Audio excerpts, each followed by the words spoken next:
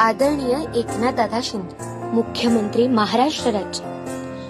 पत्र लिहिण्यास कारण की तू सुरू केलेली लाडकी बहीण माझी या योजनेअंतर्गत आम्हाला तू दर महिना 1500 रुपये देणारस. पण दादा, आम्हाला हे पैसे नकोयत.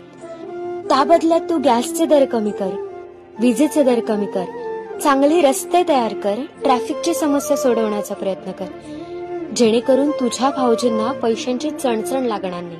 त्यांच्या कमी पगारात, कमी कमाईत पण तुझी बहीण सुखी राहील.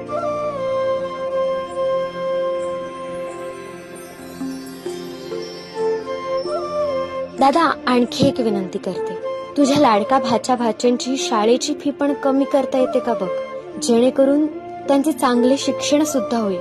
दादा, आम्हाला 1500 रुपये खरंच नको देऊ, पण आमच्या संसारात ज्या आवश्यक गोष्टी आहेत ना त्या जरूर दे.